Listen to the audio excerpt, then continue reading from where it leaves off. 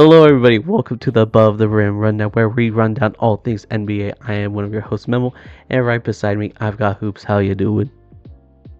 What's going on, man? Overall, I've been doing all right, hanging through.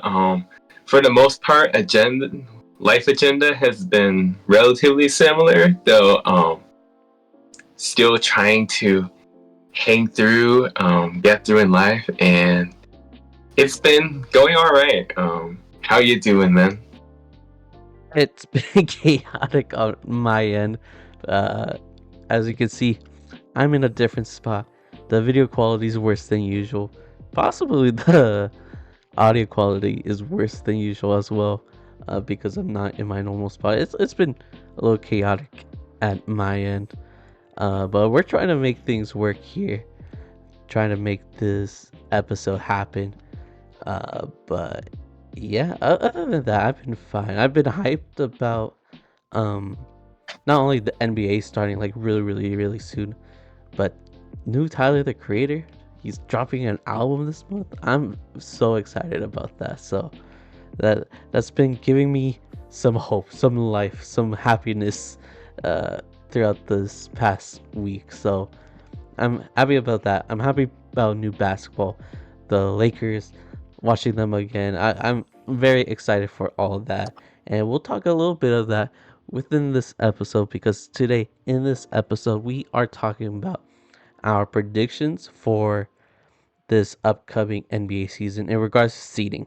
We'll make a separate video or episode on like award predictions next week as we cover the first week of basketball as well, at least part of the first week of basketball based off of our scheduling, recording schedule.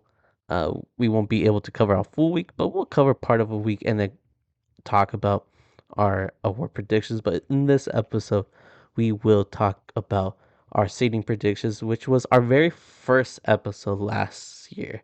That was episode one, season one.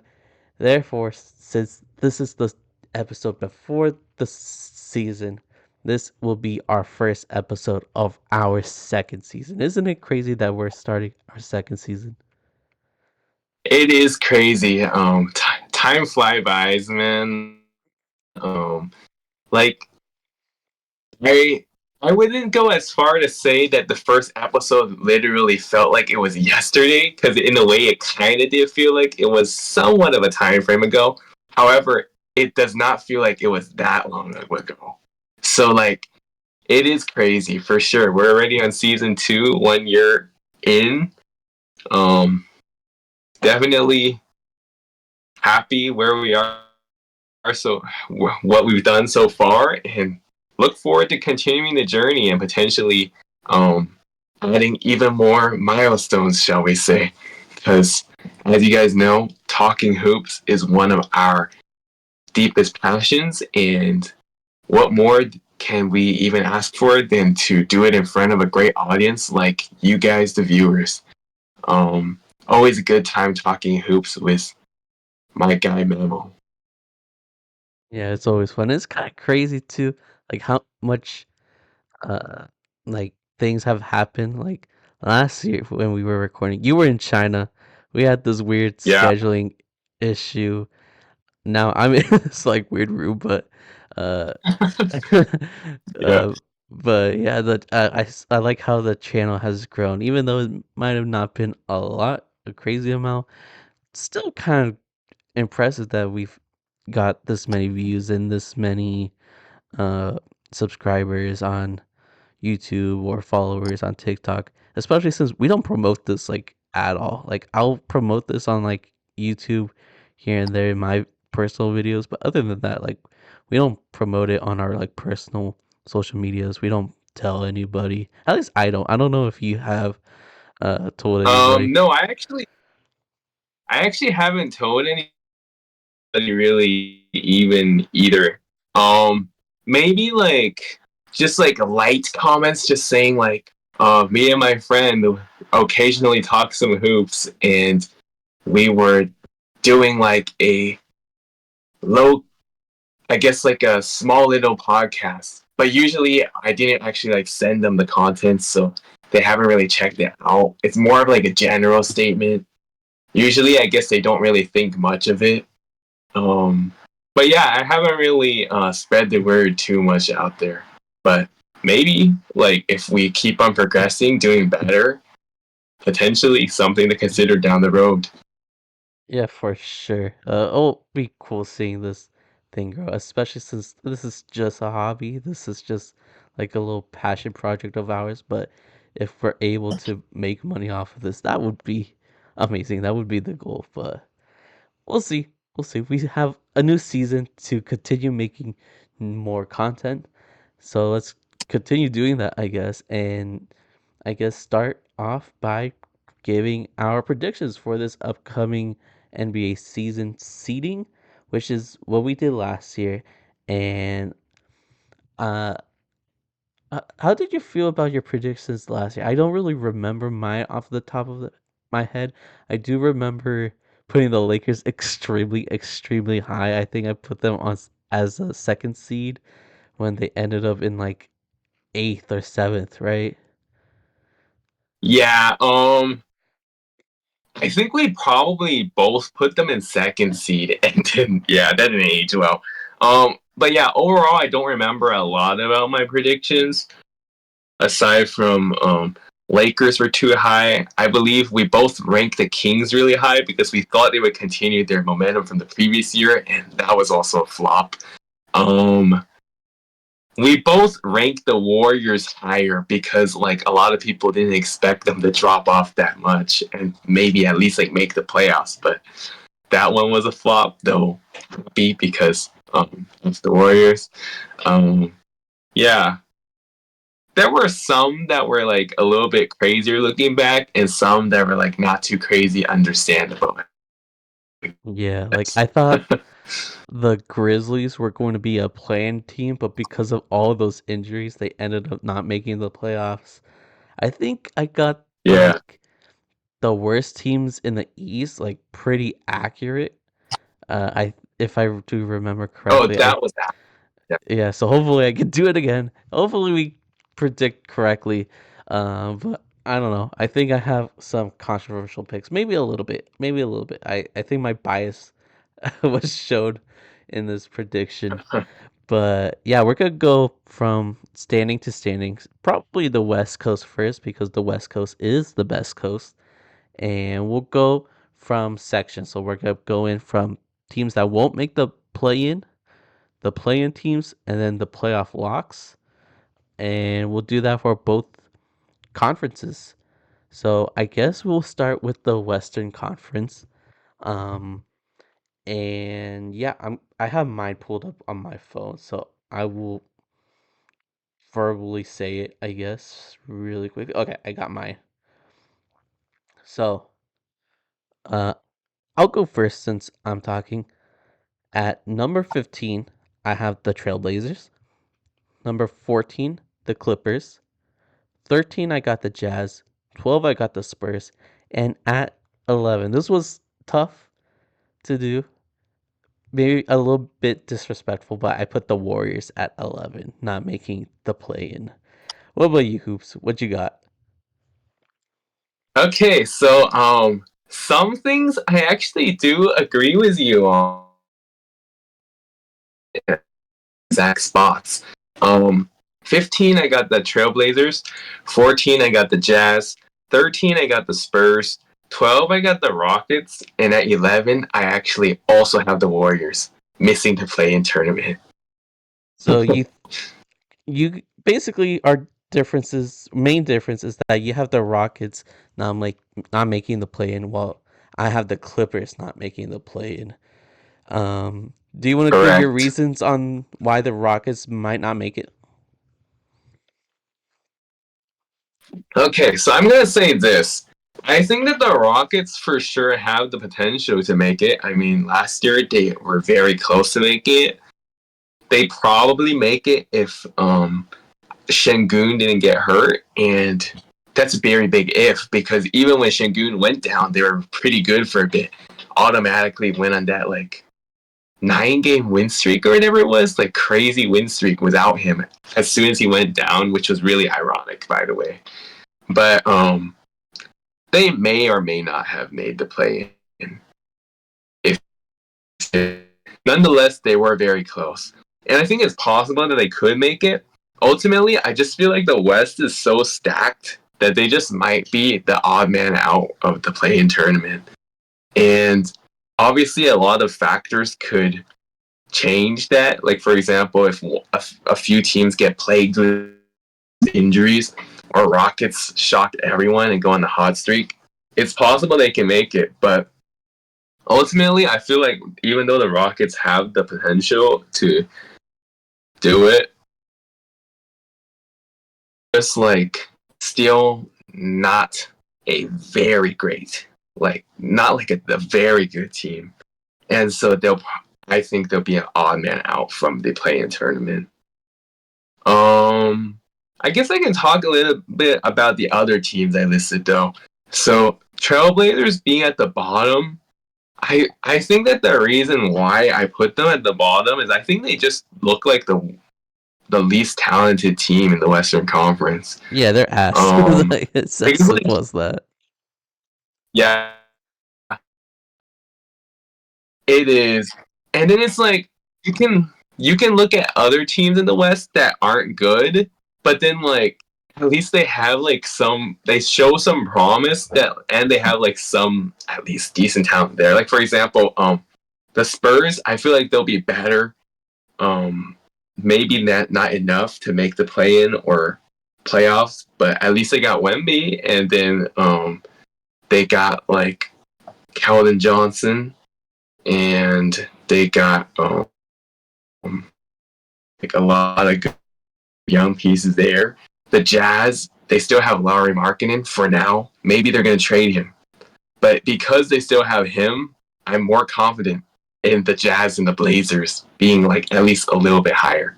Yeah, I don't think the Jazz can trade Laurie for at least a year because of the extension. Yeah, that's very interesting. Actually, I was it like a no trade clause for the first No, year, or how no, exactly does it work? I really don't know, but I think there's a time span where he can't be traded, and that time Yeah. span surpasses the trade deadline, so he essentially won't be traded this season. So he won't be Mm, traded, but I'm sure the Jazz are gonna trade other players, and then that's why they'll like suck this year because they usually start really well at the beginning of the yeah. season. Laurie Markkinen plays like an all star as always, but then they ship guys, they get rid of guys, and they just get worse and worse. So that's why you could never count on them for actually making the play in, even though they do have some talented players like Laurie Markkinen, Colin Sexton. I've always been a fan of Jordan Clarkson, former Laker. So there's some talent there, but not enough to make the play in, especially since I'm sure they're gonna be shipping a few of those guys. I agree, and yeah. So Jazz probably won't be doing much. That being said, still think they're going to be better than the Blazers because Blazers like their roster just doesn't look good. At least the Jazz have like some promise for now. Even if they do trade them later, that things can change. But at this moment, some talent still there. Spurs, as mentioned, one of the young up and coming teams that probably won't be good in like maybe 2 to 3 years, I would say. You can look at them like a potential OKC type team that could make a boost and be at the top of the West in a few years after a rebuild. Like the potential is really good for that team. I just think this year probably still not going to do a whole lot yet. And then mentioning the Rockets already earlier, they have the potential to potentially make the play in, maybe make the playoffs if they can shock people. But for now, I would say since the West is so stacked, not really counting on it, but it could happen. As far as the Warriors go, though, I think they could make the play in. Playoffs will probably be challenging for this team, but it's still hard for me to say like how I would think of this team versus last year's team because last year's team was like so up and down. They started the year great, like for the first 6 games, maybe. I think they were like, or like first 7 games. I think they were like 6-1 or something, and then they lost a losing streak once Draymond got on his really dumb antics, and then they did really bad for a while. And then post All Star break, they just became really hot, went on a massive streak. Them and the Lakers were like switching back and forth the seedings in the play-in, and then ultimately, thankfully, Lakers were ahead. Lakers made it. Warriors didn't make it. But that team really did get a lot better towards the end of the season. As far as the team this season goes, obviously they lost Klay Thompson, though he was not the same Klay Thompson of old because wasn't quite the same player. He was obviously still a core piece of the Warriors team. Versus replacing him with Buddy Hield, I feel like they're definitely similar type players. Maybe at this stage, Buddy Hield is better because he's like a little bit younger, but I don't know like how much of a difference that will make really. And the Warriors did add like some good pieces. I just don't know. I think that as you mentioned earlier, this might be somewhat of a semi-disrespectful spot, but I think it's kind of realistic. They'll definitely be like another on the edge play-in type team, I think. So those are my reasons why I listed each of these teams on the 15 through 11, just missing the play-in tournament in the Western Conference. I guess any initial thoughts before you go over your list? Not really. I'm like our lists are very similar. I do think the our only difference is that I have the Clippers down here and you have the Rockets. And the Rockets were one of Mm-hmm. those teams. I guess I'll spoil a little bit. Uh, I was thinking about putting in 11, putting right outside of the play-in. I was thinking about the Rockets, the Warriors, and the Pelicans being at that spot. And I essentially had the Rockets in the play-in situation just because they've got a lot of young talent in their roster, and I'm sure they're some of one of them, a few of them are gonna improve and be like a decent player, maybe a star, right beside Sangoon, whether it be Green, whether it be the new rookie Reed, um, Thompson. There's got to be somebody that's gonna have a breakout year on that team, and we saw that. You know, Green had a crazy March and was able to lead the team in a win streak. I don't know if they'll have a crazy win streak like that, but I think they're gonna learn from this past season and improve on this season and continue to grow with their coach, who is pretty decent. Even though he has his controversies, he's still a really good coach. And having those older players like Dylan Brooks and Fred Van Vliet and Jeff Green on the team, they're all going to help out as well, just like what they did last year. So I think that's enough to push them over the edge. So that's why I have the Rockets in the play-in, while the Warriors, there's the thing is like the West is so stacked that the Warriors could have like above 500 season and still not make the play-in. Like I wouldn't be surprised if that happened. Like if they win like 44 games or something and didn't make the play-in, I wouldn't be surprised because of how stacked the West is. I just don't think Curry has the help. Like Draymond Green is gonna help out a lot defensively if he plays. Like there's a reason why that I don't know if you saw that clip from that reporter a couple weeks ago during media day where he asked if like will you, along these lines where like will you be okay to play this season? Are you all right? And then Draymond went off like, what do you mean if I'm gonna be all right? Like, I'm rich. Of course I'm gonna be all right. But what the reporter was really getting at is like, are you gonna punch someone this season? Are you gonna have any self Oh, control this season? Because since he didn't have self control, he got suspended so many times this past season, and that affected the Warriors in a negative way.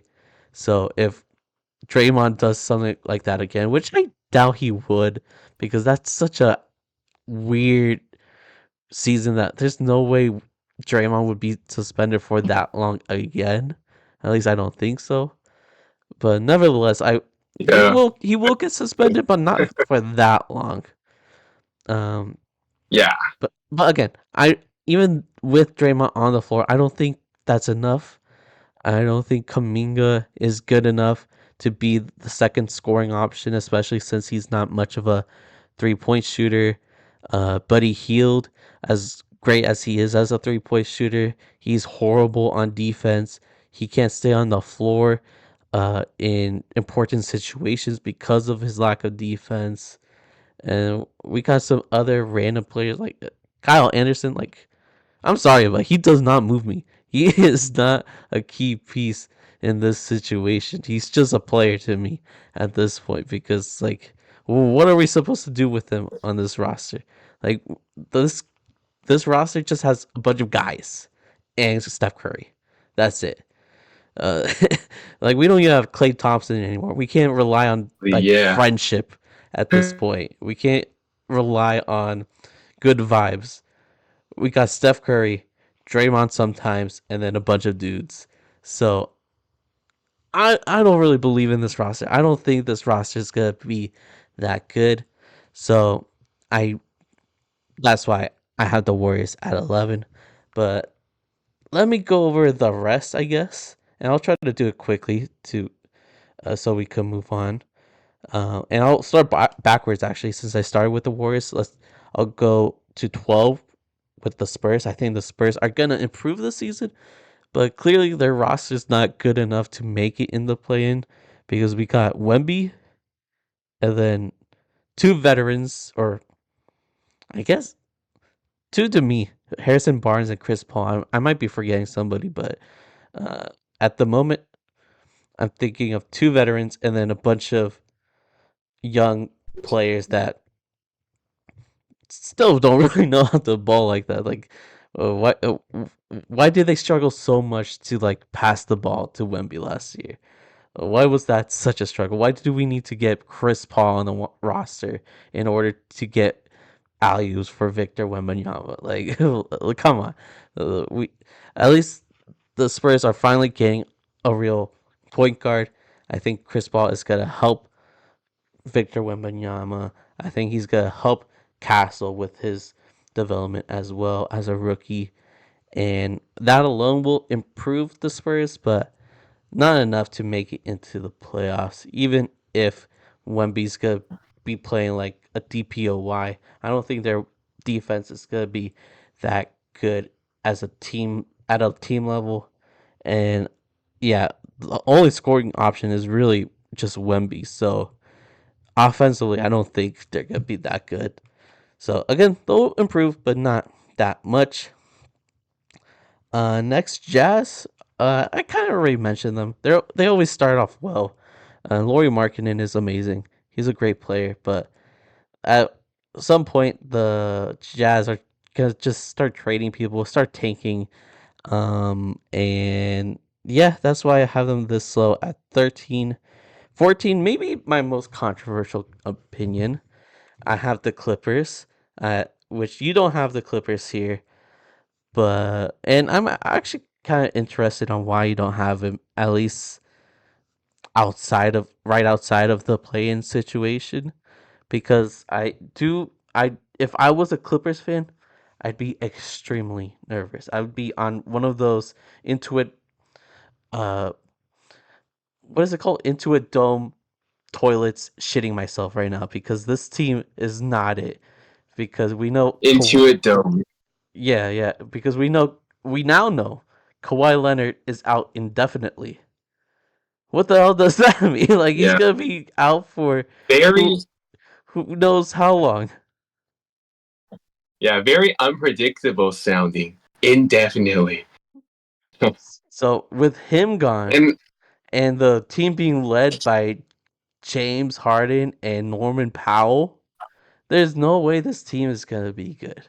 Like I know there's been times where the Clippers have been heavily injured and they still did decent with like the help of Reggie Jackson and Lou Williams and Ty Lue as their coach. And I know Ty Lue's still here, and maybe he could work his magic and do it again. But I don't know. I think the West is so stacked, and the fact that we don't know when Kawhi is coming back, that I think the Clippers are gonna suck this year. Maybe not 14 level of suckiness, but I think they're gonna be bad. I don't think they're gonna make the play in at least. But yeah, did I cut you off? Were you gonna say something? um, what was I gonna say? I don't remember if I was gonna really say much, honestly. So All right. I something on guess the cup, I'll move on to maybe. my last team, the Trailblazers, which like yeah, they're just ass. Who's the star there? They don't really have a star. Anthony Simons maybe, Jeremy Grant. Those aren't names you want leading your team at all. Like we Scoot Henderson still a mystery. DeAndre Ayton still soft as baby shit. Like this team does not wow me whatsoever. So that's why they're right at the bottom. And they're probably favorites for capturing the flag, Cooper flag. So we'll see if that Yeah. happens. But yeah, anything you want to mention on whatever I've said so far, or should we move on to the play-in teams for the West? Um, not too much, I won't say. I was going to talk on the Clippers, but maybe I can just wait until I mention where I put them on my standings, honestly. Um, but aside from like our main difference being Clippers versus the Rockets, like Clippers being on your list versus Rockets being on my list for missing the play-in, it seems like our thoughts are pretty similar for here. So honestly, I would just talk more on the Clippers once I get there, I guess, honestly. All right, let's do that then. Let's talk about the play-in teams for the West, which consists of 4 spots. Okay, so I guess I'll go first and mention mine, and then you can mention yours. At number 10, I have Pelicans. Number 9 is where I put the Rockets. 8 Kings, and probably the most mysterious team, the Grizzlies. I have them at 7. What are your standings looking like? Yeah, so at number 10, I got the Kings. At number 9, I got the Clippers. At number 8, I got the Pelicans. And at number 7, I got the Grizzlies. Okay, so they're So, similar. They're similar. yeah, pretty similar, Eh, aside from, once again, the Rockets and the Clippers. yeah, which um, means that our top 6 are gonna be having the they're going to same be similar. teams. Just don't know the Yeah, order at the moment. I'm trying not to peek at your list right now. I'm trying to keep it as yeah, much of a surprise yeah, at the moment. But yeah, same. I guess we could talk about the Clippers, uh, or you could talk about the Clippers and why you think they're going to be a play-in team. Yeah. I'm going to say this, okay? Um, All right, sure. I'll talk about them first, just because, like, continuing off when you were talking about them. So, here's my thing about as far as the Clippers go, like, on paper, they really shouldn't be that good of a team. Um, it's just like kind of the fact that me looking back at like their history when they've been in similar situations, they somehow just find a way to overperform. Like 2000. 18-19 season, the first year after they traded Blake Griffin for Tobias Harris, um, Avery Bradley, and whoever. I thought they were. Many people thought they were going to be the bottom of the West, maybe even like the top lottery team, and they somehow made the playoffs as the eighth seed. Um, Crazy, shocking, unexpected, doing better than many people thought there that season. Another instance in 2021-22 season, the year when Kawhi was out the whole year and Paul George was out most of the year, once again, they somehow, some way found a way to still make the play-in tournament. Ultimately, they ended up losing both play-in games, and they missed the playoffs, which is good. And obviously, missing the playoffs isn't necessarily where the team will want to be, but like knowing that team's conditions, it was really respectable that they made the play-in tournament at least. So honestly, a lot of my reasoning for having them here is because like one, good coaching, Ty Lue. I feel like they just might somehow, some way find a way to be in the mix of the play-in. Now, should they make the playoffs? The answer is absolutely not. But at the same time, I just wouldn't be shocked if they did, just because of great coaching. Because like there have been like really weird situations where teams are low key not even that talented, but with good coaching, they're just somehow able to keep it in the mix. Versus there's the contrary. Teams could be really good on paper, but then their coaching is so bad, the rotations are so bad, immensely underperform and just miss the playoffs entirely. Even granted, there are a lot of unknowns. For example, Kawhi out indefinitely. We don't know how long he's going to be out for. He could be out for a month. He could be out for 2 months. He could be out for half the season. God forbid, maybe he could be out for an entire season. It's just like so unknown how long he's going to be out for. That's so hard to be, honestly. But let's say he does come back in like only a month. Then there's also a lot of questions. Is he going to be the same Kawhi Leonard we saw like at least last season or the years before? Is he going to be a shell of himself and look washed? We just don't know. Or if he's out for 2-3 months, where are the Clippers in position by that time? Are they still in the mix, or are they completely at the bottom? Or like, let's say the Clippers are sad that they might feel it's not worth it for him to come back, then maybe they'll just sit him out the whole year and try to prepare him for 25-26. But definitely a lot of unknowns for this team. For now, I just put them in the mix for the play-in, just because one, good coaching, and two, if there is a small chance that Kawhi does come back earlier than expected, I think they're still going to remain in the mix, honestly. So that's why I have the Clippers still as a play-in team. I don't know about playoffs team, but that I think for sure at least play-in mix. But right below them, I have put the Kings. Last year, the Kings were the 9th seed, and they played against the Warriors as the 10th seed in the play-in, won that game. Then they lost against the Pelicans in the second play-in game. I think that they're going to be in around the same range this year. I considered maybe putting the Kings higher than the Clippers, but ultimately I thought, I don't know if I really trust the Kings team, just because like they have the talent, but what happened last year was just so unexpected. You thought that they were going to continue the momentum from the previous year, and they finished third seed. Somehow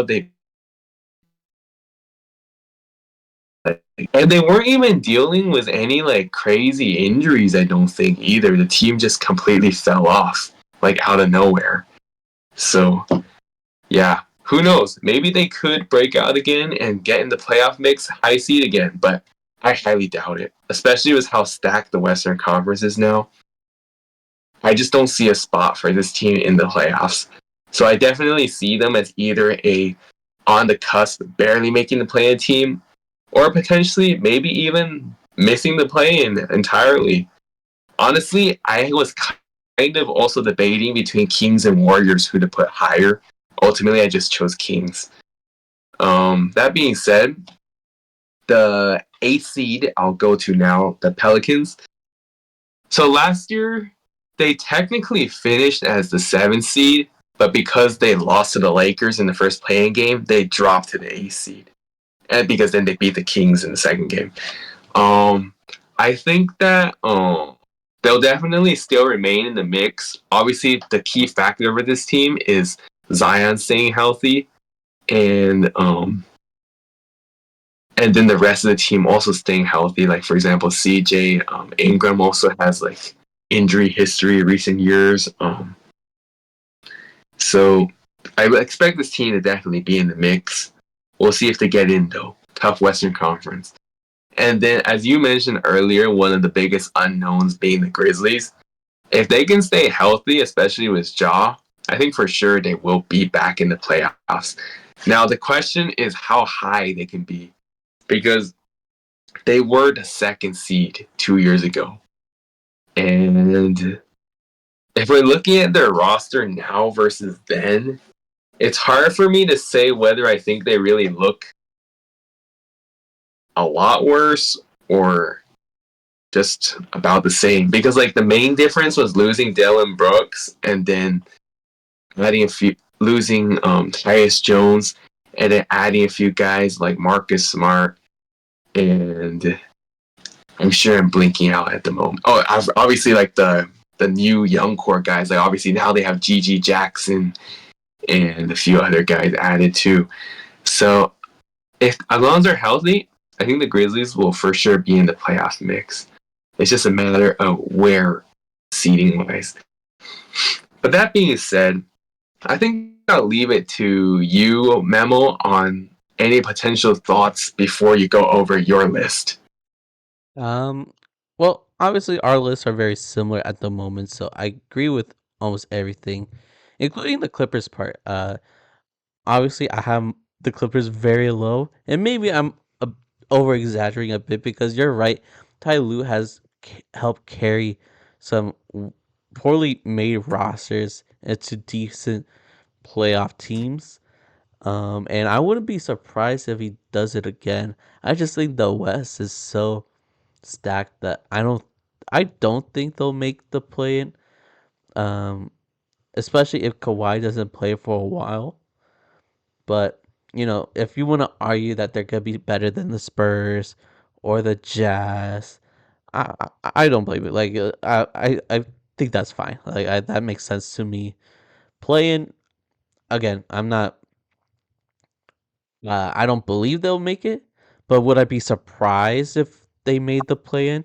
Not at all. I think it's very much possible, especially since you never know what will happen in the season. Other teams could get injured, or things might not work out as well as uh, it might have seemed on paper. So it makes sense for you having the Clippers in the play in. But I guess my Clippers hatred bias kind of came through there. But it is what it is. I'll now go over my list. So 10, I have the Pelicans, which I really consider them at 11 because I really don't like what they're doing. They're saying that they're gonna start Herb Jones at center.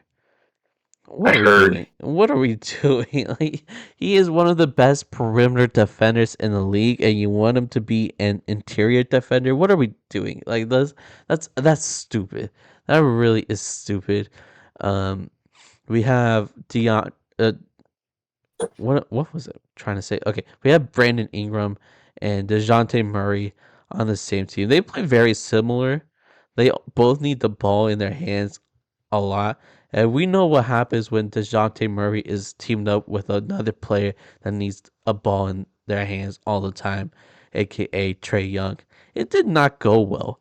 So I don't see this roster being very good. Like there's a lot of ball handlers and there's no interior defense, no real center really. This roster is a mess. So part of me wanted to put them in outside of the play in, but I do know that this team is always like in playoff contentions. Like even when they really shouldn't be, because like Zion's always injured and stuff, they're always doing something in order to stay in the race. So I'm sure they're gonna do that once again and surprise me. That's why I have them at the 10th spot. But if they don't make it to the play in, I wouldn't be surprised at all because this is a weird team. They're gonna need to trade Ingram at some point. Like they really have to, and they probably won't get a lot either because I think his contract's expiring. So yeah, it's not looking good for the Pelicans, but we'll see. Then at 9 after Rockets, which I already mentioned, I won't go too much in detail, but I do think some of these younger players are gonna break out and have a good season. So, uh, yeah, I think they'll be able to be capable to win more games with the youth improving and the mentors are mentoring and the coach is coaching. I think they'll be a decent team. Kings definitely tough. I kind of always root for the Kings because I always feel bad for them. They like always suck, and I was very happy when they did make the second seed that one year. But it seemed like such an outlier now after last year, which like they barely changed anything, and they got They did. so much more. They became so much worse out of nowhere. It was very weird. They are now bringing DeMar DeRozan, which is cool. Another scoring option, just not a defender, which they kind of need. They're really good at offense. That's kind of their bread and butter. But now they Immensely. added another uh, ball dominant scorer, and again, no defender. Like I know they got Keegan Murray, who's a good defender. They got other good defenders, but their three main guys, Sabonis, Fox, and now DeRozan, they're not good defenders, and they're the leaders of the team. So I don't know. I think they'll be a decent regular season team, but they're not gonna make waves in the playoffs. Maybe not even in the play-in, but we'll see. We'll see. Um, and then yeah, right outside of a playoff lock team. I have the Grizzlies, which, as you mentioned, they've been a second seed team before with Ja leading the way. They have a good crop of players, even though they lost some key players like Dylan Brooks, Tyus Jones, as you mentioned. Um, they do have Marcus Smart to replace Dylan Brooks. How much better is Marcus Smart compared to Dylan Brooks? I don't know. I don't think he's that much better. I've never been a fan of Smart, but yeah, I think this team will be Neither. good. I do think this team will be good. The issue is injury. I know last season was crazy. I don't think it'll be as crazy, but we're already going into the season with Gigi Jackson injured. I wouldn't be surprised if someone else becomes injured because, like, once you get a severe injury, it kind of lingers. It kind of becomes part of your life, essentially. And if you don't be careful, you could get injured again. Bad luck.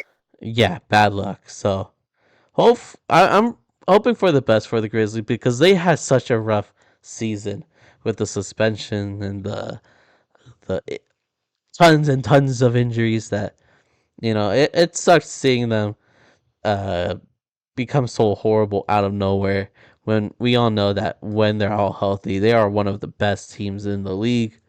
So I'm gonna give them some respect and say they're in seventh. I don't think they're gonna miss the play in at all. I'm sure they might make the playoffs this year, but at the moment, I kind of just want to see them do it before I say they will be a playoff team. So I'm I'm gonna keep it safe. Put them in the middle, and they're I guess my eighth. I think I said what? No, yeah, seventh. They are seventh. They are seventh. Any thoughts before we move on? Um, yeah, I guess not a whole lot.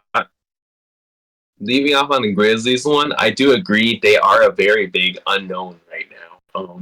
Because we all know when they are healthy, they could be a really good team. They have been high seeds for a lot of years when they were healthy. The question is, can they stay healthy?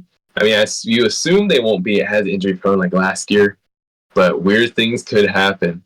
And I think that we both agree here, like they are at least in the playing range, probably as long as they are healthy, assumingly maybe higher. But I guess at this point, gotta see them prove it and show it. So yeah. Aside from that, though, as far as the other teams on your list, I'm just about the same as you, aside from the Rockets, obviously. But even the Rockets, like I can understand if they are possibly a playing team because they barely made it last year. They probably could at least complete head in the right direction, and maybe they'll get there. At this point, I'm just not sure, but I wouldn't be surprised if they did make it. So overall, I would say definitely a reasonable group of teams on your list, relatively similar to mine. Cool, cool, cool. I guess this is a good time to reveal our playoff locks for the West. And then after we do that, we'll talk about the East. But let's finish off the West. And I'll go first once again. I guess you could go first for the Eastern teams. But yeah, at number 6, I've got the Suns.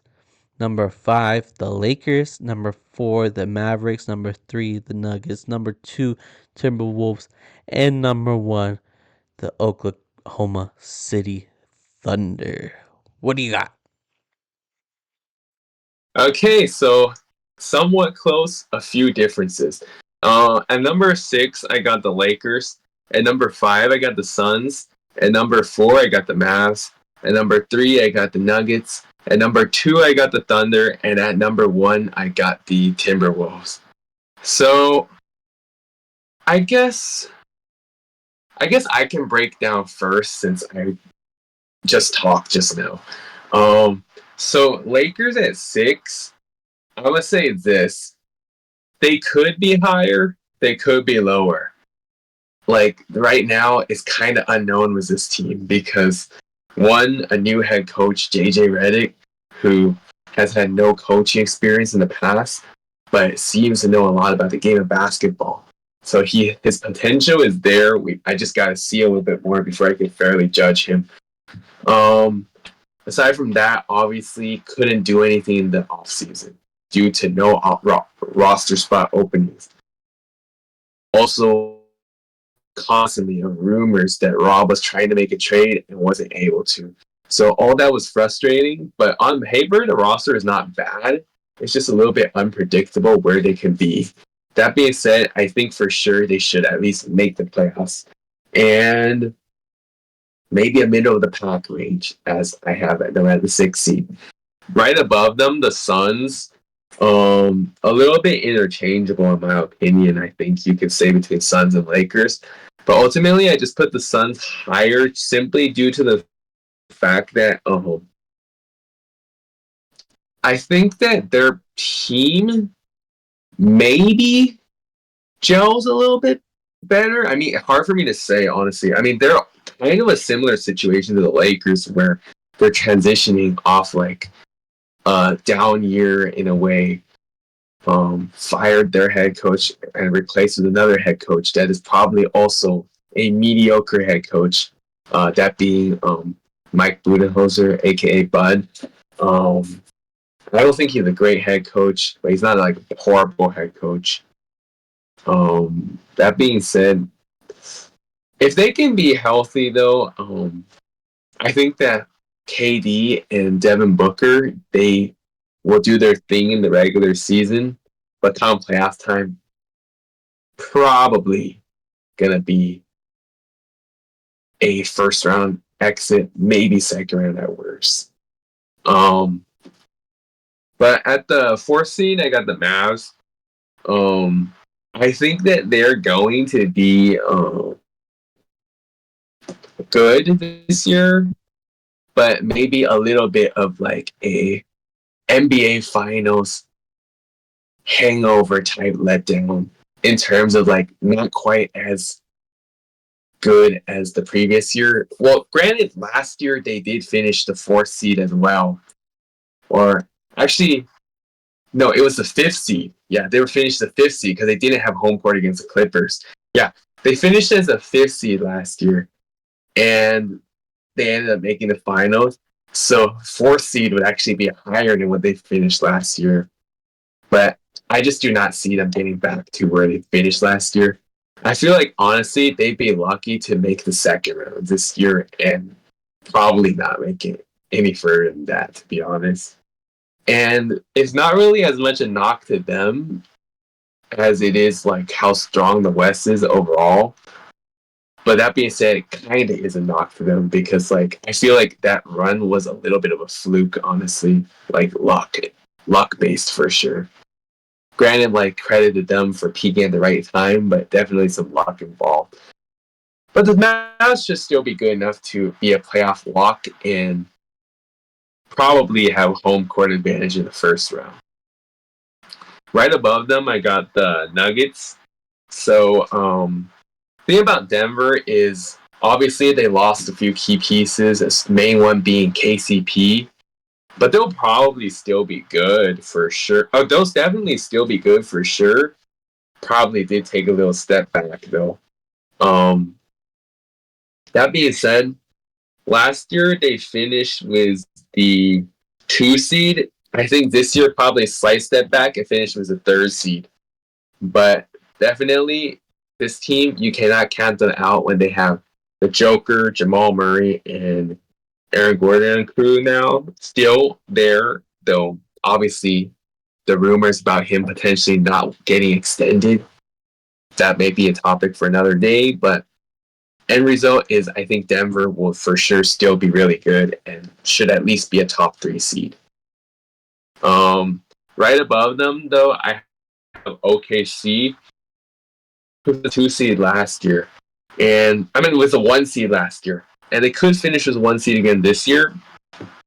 Ultimately, I just put them at a 2 seed because the thing about the I guess I'll in a way talk about both them and the Timberwolves, talking about the 2 and 1 seed. So the thing about the Timberwolves is I feel like last year they really were the real best team in the Western Conference. They just underperformed in the conference finals against the Mavs for whatever reason. We made the trade getting rid of Cat and getting Dante DiVincenzo and Julius Randle in return. In the beginning, it looked very questionable, but little did we know, the biggest gain probably was really Dante DiVincenzo, not as much Julius Randle. And like Dante DiVincenzo looks like he could be a really good piece of this team. Granted, I'm still a little bit conflicted on the fact that they got rid of Cat because like the Twin Towers was such a good duo for that team. They definitely helped slow down Jokic against Denver. I mean, as soon as they made that trade, I saw memes saying like, who's the biggest winner of the Timberwolves and the Knicks trade? The Denver Nuggets. Probably true, maybe. But and that probably also helps other teams' chances, like the Lakers, for example, in the Western Conference. But it's hard to say. I think the Timberwolves are for sure still going to be really good, though. And I kind of was a little bit conflicted about 1 and 2 between Timberwolves and Thunder.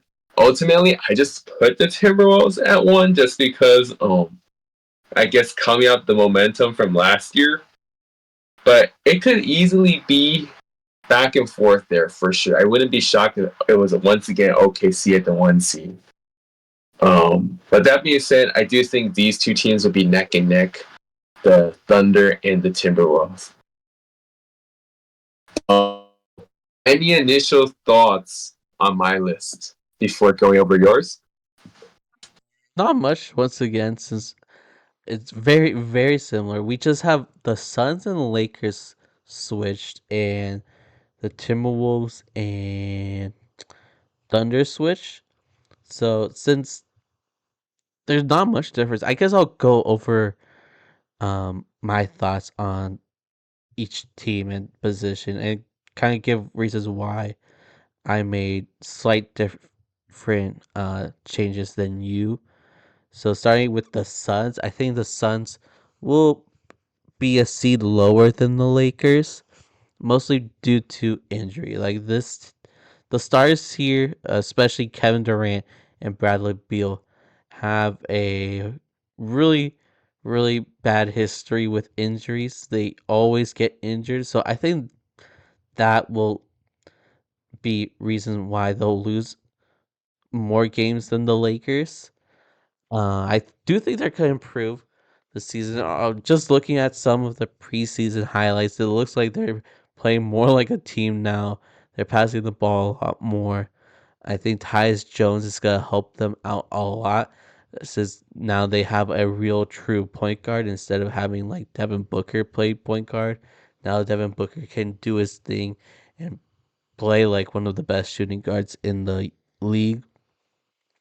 So I think offensively, this team is going to do great and do decent on the defensive end as well. I just think injuries will happen, and that's why I think they'll be worse than the Lakers, but still a really good team. And I'm thinking that they're going to be a playoff lock. Above them, I have the Lakers, which, you talked about it, how they really didn't make any changes. We didn't get any big free agent signings. We just got a couple of rookies and a new head coach. But I think the new head coach is enough to make this team a lot better, because Darvin Ham sucked. He was garbage at his job, always putting his hands in the pockets, nothing in his brain, just just being an NPC out there, really, which isn't something I usually say about coaches. Like, usually I don't blame coaches for a team's like a lack of success, but I think in this case it was Darvin Ham's fault, because he couldn't figure out a lineup that would work, even though it's so clear what lineup would work. It's the lineup that he utilized when the Lakers were going to the Western Conference Finals 2 years ago. Uh, I don't know why it was so hard for him to make that decision again. Like, what's so special about Torian Prince? Why was he playing so much? Like, like, come on. Like, he's made such stupid moves, and I'm not saying JJ Redick is gonna be the next Greg Popovich, but I think he will be a coach, and we need a coach at the moment, not like again an NBC. So I think JJ Redick is gonna help that part a lot, and that will be enough to help the Lakers improve. And I also think it will help out Dalton Connect as well. He is going into the season as a sharpshooter rookie, and that was kind of JJ Redick's bread and butter, being a 3-point assassin. So I think they're like perfect for each other. He just dropped a very efficient 35-point game recently, where he scored like the last 20 points on his own. That's crazy. I know it's just preseason and it's just a rookie. Um, but getting some minutes, but it's fun to see flashes like that. Even Bronny today had flashes. He had a 17-point game in his preseason game today, which like is very impressive, because before that he's been having like 2-point games, 1-point games, 0-point games. Has not been doing good, but he finally showed out today, and it kind of looked like LeBron's son for once. So that was really cool to see. But yeah, I do trust this roster. I think like there was a reason why we had high hopes for the Lakers last season and thought they would be second seed, because this is on paper a really decent team. We have some depth, maybe not in the center position, but like we have really good guards. We have decent wings. We have. Uh, I think this is a good roster. We just need to learn how to utilize it correctly, and I think JJ Redick will figure that out. So that's why they are in the fifth seed, but I couldn't put them any higher, especially since the Mavs were able to make it to the finals last year. Yeah, it was matchup based, so maybe they weren't the best team in the West, but they were able to beat a bunch of good teams to make it there and prove a lot of us wrong, especially me. I thought they were gonna lose several times, but they didn't. And yeah, Luca is gonna once again carry. Kyrie is gonna be a great second star as always. I have a lot of question marks about Klay Thompson. We all know that I'm not a big fan of him, and he's already showing flashes of Celtics Shaq out there. People are saying he's gonna be the new Celtics Shaq. We're gonna start saying uh, Dallas Clay, Mavs Clay, when we see a washed star. So that's that's making me worry a little bit, but at the same time, we're finally getting a training camp and a whole season with Daniel Gafford and PJ Washington, who were very, very impactful for the team on the defensive end. The Mavs became a great defensive team once they joined the roster, which is not something you would normally say for a Luca led team, but that was the case last year. That's why they made it so far last year. And I think because of their excellent defense and Luca being the superstar that he is, they will be a top four seed. And yeah, I think they'll be good. Just I don't know if they'll make the uh,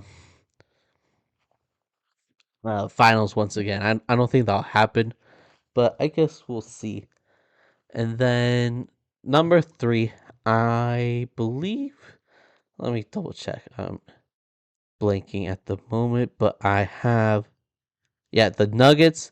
I do think they're gonna do a little worse than last year.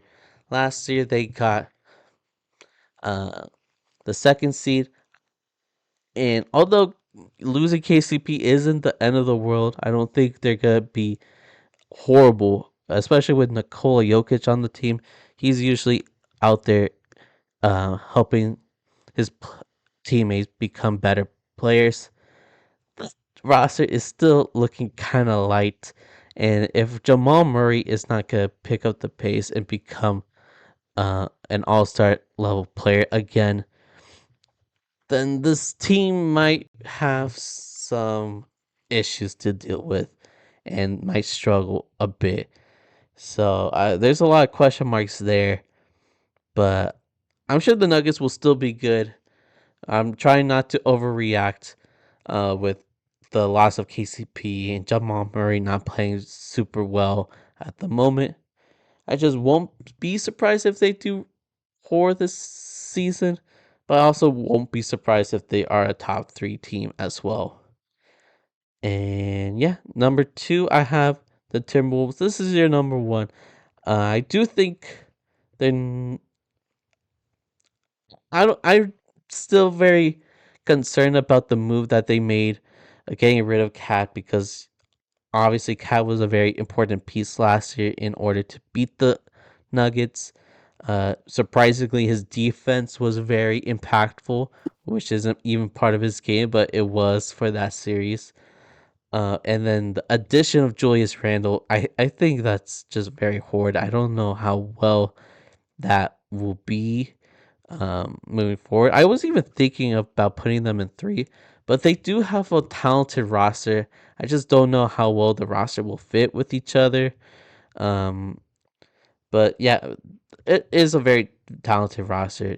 Julius Randle is good. I just don't know how well he'll fit with like Rudy Gobert, with Anthony Edwards, who all love to play within the interior. And then we have Dante, who wants his minutes, but he's most likely gonna be on the bench. Because Mike Conley's gonna be starting. Jared Daniels is gonna be starting. There's not enough minutes to go around.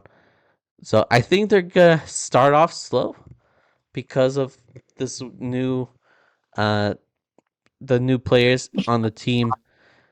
But I think they will still be good because of the amount of talent on the team, but not enough to beat OKC, who are stacked. I'm actually surprised that you don't have them at one, even though you said that you know Timberwolves and OKC could be interchangeable. I kind of think it's a lock for them to be number one because of how much they've improved during the offseason. They got rid of their worst player, Giddy, and replaced him with Alex Caruso. They bamboozled the Bulls. They just straight up jack them, really, because Caruso is such a huge upgrade from Giddy. So that's another defensive option. He could score a few threes. And then they also added Isaiah Hartenstein as well, another great defensive piece, a good playmaker as well for his position. This team is stacked. There's defenders from like every position, whether you talk about Chet, Dort, Caruso, Shea. There's great scorers like Shea, like Jalen Williams. This team is gonna be really, really good, and I will be very surprised if they don't make the finals. So, yeah, that's my takes on those teams. What are your thoughts? Honestly, nothing too crazy here because of the fact that our list is pretty much the same aside from some different orderings. And I will say this, I think the main thing was Lakers and Suns seeding interchangeable and the Thunder and Timberwolves interchangeable. And honestly, like a lot of good points made there for sure. Especially what you said was OKC. They were already the one seed last year, and they for sure got better. Made some really good placing. Giddy with Caruso is like one of the fleets of the century, and then adding Isaiah Hartenstein also very key move addition there. And so probably at this very moment, maybe I would have to agree that OKC is looking like they are the best team in the West. I do think that the Timberwolves are in the debate of possibly rivaling the highest. Of course, Denver is still there because um, Joker, they won the championship 2 seasons ago. Mavs, the defending Western Conference champions, despite some luck involved, they're definitely going to still be high in the mix as well. And then, of course, Lakers and Suns, they both still should remain good.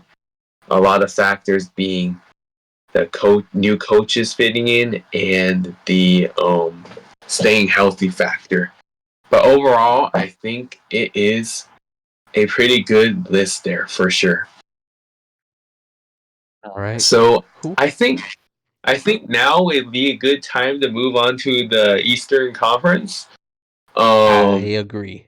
I was starting with the non-play-in teams, 15 through 11. Okay, so let's jump into the Eastern Conference. And again, we'll start with the worst teams in the conference by talking about the teams that will not make the play in. So, Hoops, do you want to go first and read out your list? Yeah. So at number 15, I got the Nets. At number 14, I got the Pistons. At number 9, I got the Wizards. At number 12, I got the Hornets. And at number 11, I got the Bulls. And for me, at number 15, I've got the Wizards. Number 14, Nets. 13, Pistons. 12, Bulls. And 11, Hornets. So once again, it's looking very similar. Um, just different orders, but still, they're the same teams, right? Yeah. Yeah, just the order's different. And um, okay, I guess this time I'll talk about my teams first. So starting with the Wizards, I do think they'll be the worst team in the East, and that's mainly because like there's really no bright spot on that team. Yeah, they got a new rookie, a high seeded rookie with Alex Sarr, but then that's it. Like they got Jordan Poole, they got Kyle Kuzma leading the reins. Jonas Valanciunas. This isn't a lineup that you want for a rebuilding team. Um, it's just a bunch of goofballs, really trying to lead a team, and we saw it not work out last year. I don't think it's gonna work out this year. So because of that, I think they're gonna be the worst teams, especially since we got like the Nets, who I don't have much higher. They're my next team at 14, but at least they're just a bunch of youthful, uh, talented guys that are willing to play real basketball for the most part. Like we got Cam Thomas, who is gonna be a bucket. We've got some defensive minded guys, some key pieces that might get traded this season, like Cam John. Is it Johnson or what's his name? John- Johnson, yeah. And Cam Thomas, maybe even. Yeah, maybe. Yeah, maybe. So I don't think they're gonna be that good. They definitely are gonna go for the tanking, but at least they have some talented youthful players there, where we can't really say the same thing about the Wizards. So that's why I had the Nets slightly above the Wizards, but they're both gonna be trash. So are the Pistons, but I do think the Pistons might have a better season this upcoming season. Kate Cunningham is basically playing like an all-star, and I think he will continue to improve. And there's some players like Ivy that I feel like are gonna improve as well. Just not enough to like actually be good, but they'll improve. I don't think they'll have. Uh, I don't think they'll tie for the longest losing streak in NBA history again. I think they'll be decent enough to avoid that. Next, I have the Bulls, who uh they're a team that's always fighting for a play-in spot, which is probably the last thing they should be doing. I think they should go for full rebuild, and it doesn't seem they will be, um, unless they trade Zach LaVine, which for some reason not a lot of teams want Zach LaVine at the moment. But it is what it is, I guess. I they lost DeMar DeRozan, so I guess because of that they'll be a little bit worse. Um, yeah, this is just a confusing team because they got some talented guys. Like Lonzo Ball is back. That's pretty cool. Kobe White is a great player. Zach LaVine, when he's playing, is a great player. Uh, but yeah, this team is just weirdly constructed. They don't really have an identity. They don't know what direction to go with. So there's really not much hope in that team. That's why I have them this low. And then Hornets is slightly above for me, just because if LaMelo Ball actually does play, I do think this team is going to be much better than last year. But since he is quite injured quite often, I don't think this team will make the play in. So that's why I have them slightly out of the race. But yeah, that's my list. Any thoughts before diving into your own list? Um, Overall, I will say, the list makes sense. A few key differences really is just the order, honestly. And that being said, I think I'm probably just best off going over my list, and since it's the same set of teams, just different order. So, at the very bottom, I got the Nets, just because, like, okay, to make things straight, I do not think this is the least talented team. However, they just seem like they're just gonna be in a clear cut tanking mode direction. obviously, the move that really kicked it off was when they decided to trade Mikal Bridges to their crosstown rivals, the Knicks. Definitely wildly unexpected there, but especially unexpected that they traded him to a crosstown rival. That was like the last thing I would have expected them to do. But honestly, gotta do what you gotta do, I guess. They were able to get some draft compensation and a few other guys in that package.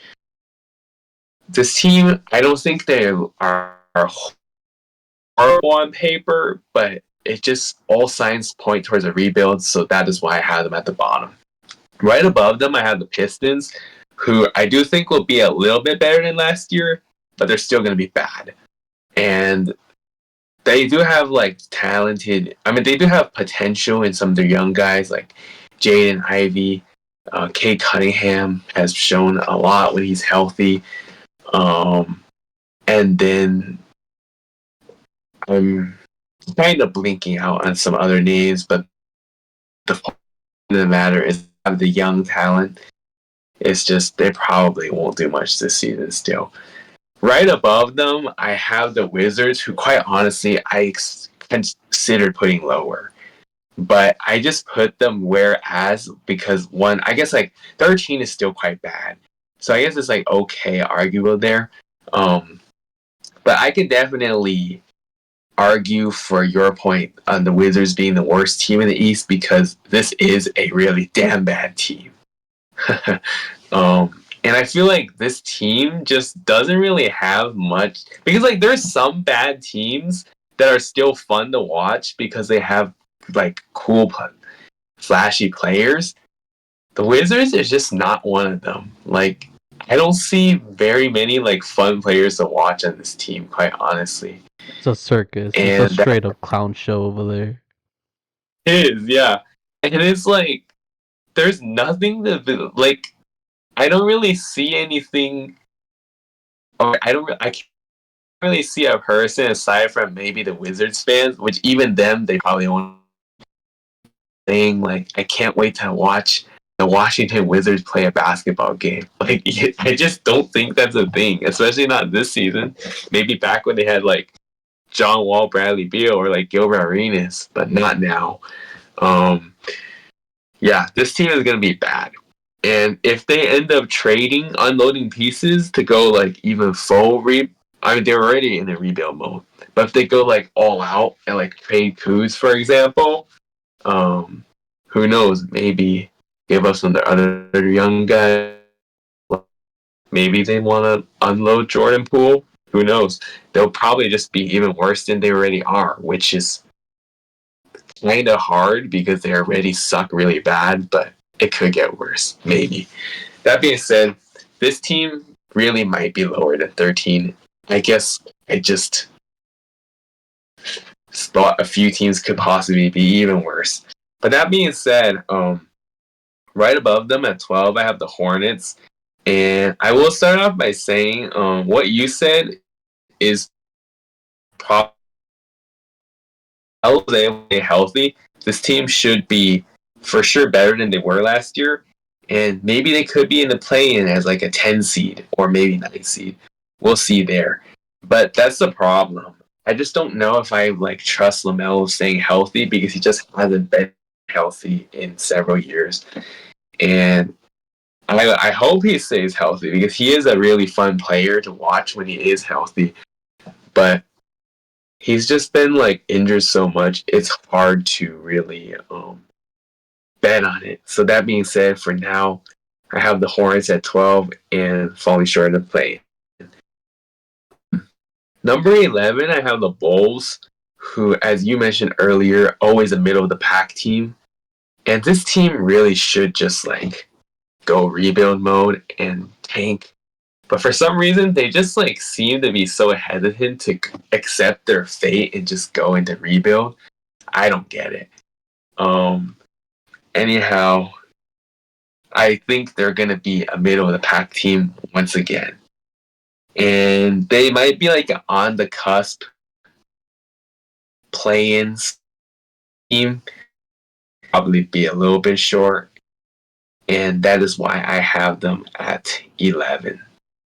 So, any initial thoughts on my list before we move on to our play-in teams in the Eastern Conference? Honestly, not really. Like our lists are so similar that like I'll just be repeating myself at this point. So let's actually just move on to the play-in teams. Let's see if they are any different. And I guess I'll go first once again with the. Actually, you could go first. You could go first. I think I said you were gonna go first for the East, actually. So my bad. All right. Oh, good. All right. So at number 10, I got the Raptors. At number 9, I got the Hawks. At number 8, I got the Magic. And at number 7, I got the Heat. Interesting. Okay, mine is very similar. I have 10 at 10. I have the Raptors, 9 Hawks, so that's the same. Uh, 8 Heat, and then 7 Pacers. So our difference is Magic and Pacers for the most part. We got Heat at different spots, but the team difference is Magic and Pacers. And I guess you have less faith in the Magic than I do. Yeah. So I can go over my list. So at number 10, the Raptors, I think that they will get better than they were last season. A probably lose the first playing game. I, that being said, still a step in the right direction. I think that in a few years they could be back in the playoff mix. So Raptors, a step in the right direction, just not quite there yet. Right above them, I have the Hawks. Obviously, losing DeJounte Murray is big, but then again, DeJounte and Trey wasn't necessarily the greatest fit, so maybe it's okay to get rid of him. That being said, the Hawks have been practically a play-in team every year since the existence of the play-in, and most of the time they were able to get into the playoffs after winning their play-in games, because they were like 3-0 in play-in games before they finally lost a play-in last year, I believe, and I expect them to be back in the play-in where they always are. That being said, do I expect them to win in the play-in and get in the playoffs? I don't know about that. I would say probably not, but who knows? Maybe they could. That being said, I would say ninth seed sounds about right for the Hawks. At the 8th seed, I have the Magic. So obviously last year, the Magic finished with the 5th seed, really higher than expected, and in the playoffs, they look like the worst team for a little while. But ultimately, they were able to extend that series to 7 games as the Cavs, and that was one of the more boring series in the first round, I will say. And that being said, still tremendous progress for that team to not only make the playoffs, but almost win the first round, even though they didn't. Respectable for sure. But that being said, I do think that the Magic are going to take a little bit of a step back simply due to probably less about them, but more about other teams doing better. Um, I think they are going to be like on the cusp, either barely make the playoffs or maybe even miss the playoffs type team. The talent is there though, and they could make a possible leap, but I think they're going to take a step back this year. Right above them though, the Heat, which, as we've talked about in the past, often don't really finish as high as they should be, aside from like a few years when they did finish high. I think that they are going to be like a lower seed again this year, but I do think they are going to for sure make the playoffs. And knowing that Jimmy is going to be on his playing on for a new contract, I think he will take things more seriously, and I for sure hope he does. And if so, that's a good thing for us fans because Jimmy at his peak is a very special talent versus when he just pretty much coasts through the season. It's just not as interesting. But that being said, for sure, I think the Heat will make the playoffs. And as we've seen in the past, once they do, you never know what happened. They could shock people. Um, any initial thoughts on my list before you go over yours? Yeah, I guess a few thoughts since it we do have similar lists. It's just that you have the Magic here while I have the Pacers. And I thought it was surprising at first when I noticed that you had the Magic here. But when you have teams like the Heat above them, where you're right, Jimmy Butler is gonna be playing for a contract, and then you have a Pacers team that, maybe not the best defensive team, but offensively they're awesome. They're talented for sure. They were able to make the conference finals, even though they played some injured teams. Uh, but with that said, they are a good team. So having the Magic this slow, it makes sense knowing that the other teams above them do have an argument to be better. I just do think the Magic are really good. I think Paulo Banchero is going to continue improving. I guess one of the things I regretted from my top 25 NBA players list is not having Paulo there, because the more I think about it, the more I believe he is a talented player and will lead the Magic once again to a good seeding. Maybe they'll drop off a little bit because they did extremely well last year, but at least this team does have an identity. They are a very defensive minded team.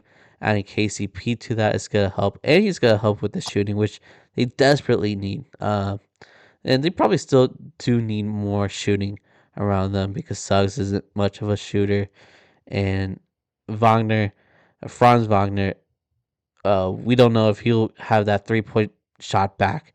Hopefully he does, because if he does, I've said this before, but if he finds that 3 point shot again, that team is gonna be scary. So that's why I have the Magic higher. But I do understand your points for sure. So I guess I'll go over my list at the moment. And yeah, starting with the Raptors, I think they'll be good, I guess. Like they'll be fine. I don't think they'll be crazy good, but they do have Scotty Barnes, who is an incredible, talented player who could do a little bit of everything, honestly.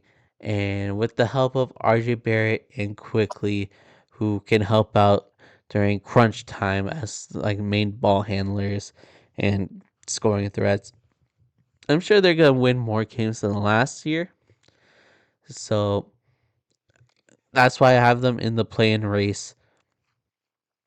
I just doubt that they'll be bad or as bad as the other teams, because the East, although they have some great teams, the the teams that are bad are like really really bad in this conference. So, uh yeah, I think the Raptors are just not bad enough to be as bad as the other teams. That's why they'll make the play in, even though they probably don't want to be in the play in. Uh, I think they've talked about tanking, but I don't think they will be able to take with these teams being as bad as they are. Next, Hawks mid team will be in the play-in because that's what they do. They're always mid. They're always in the play-in. Um, Maybe they'll be even worse than I thought. Um, Going into the season, because this is a really weird roster. I don't know if they're gonna make trades anytime soon. I know they were trying to trade Trey Young. If they do that, then yeah, the Hawks are gonna be one of the worst teams in the league. But part of me doesn't feel like that's gonna happen. And I know that, what's his name, Jalen Johnson, um, has been balling over there, so I'm sure he's gonna continue doing that. Uh, so I think they'll be mid once again. Like, this team isn't really that scary. Like, I don't think they're gonna be that good, but I also don't think they're gonna be that bad either. They'll once again be mid and be in the play-in tournament where they belong. So there's that. I got the Heat next, which could be argued to be higher, I guess, because Jimmy Butler is playing for a contract. Jimmy Butler probably wants more money. He's the same guy that sold coffee for $60 a cup. I'm sure money is on his mind, but Yeah, that was fun. that was funny. Uh, but yeah, I don't.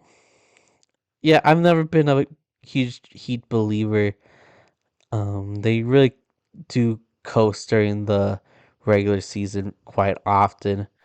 I wouldn't be surprised if they do it again, but we'll see. Jimmy Butler probably wants his bag, so he'll probably play harder than usual. But he is also getting older, so we also have to keep that in mind as well. And then next, Pacers, which again they made the conference finals this season, but obviously injuries had a lot to play within that match. It was matchup based, obviously. So I think they overexceeded. Is that how you say it? Overexceeded? I feel like I'm just saying the same thing twice. They exceeded Oh, expectations. overachieved. Overachieved. Yeah, yeah, yeah. They overachieved last year. I think they'll come down to earth a little bit, but it'll be cool having Siakam with a proper training camp and throughout a whole season. That's definitely going to help out the Pacers a lot. They're going to have a bunch of great young players as well uh, playing on the team healthy again, like Nemhard and Matherin, who are great pieces. This team is talented. I just think the rest of the teams are a bit better. Uh, I was looking at the wrong list. I was looking at your list for a sec. Um, but yeah, there's a. I think, as I mentioned, the bottom of the East are so bad, but like the top six of the East are like really good. They're great teams, so it's hard to argue for a playoff lock spot for the Pacers at the moment, in my opinion. But what's your opinion? What do you think, especially knowing that you have the Pacers as a playoff lock? Yeah, honestly, not too much stuff, not too much craziness here. Obviously, the only difference, really, aside from like a different seating spots, is the Magic on my list versus the Pacers on yours. And I will say this regarding Pacers, I definitely agree that they overachieved last year. Though I think they'll probably like still be back in like a respectable range. And I'm sure make the playoffs again, which is why I did have them above the play. That being said, I could understand why you have them in the play-in because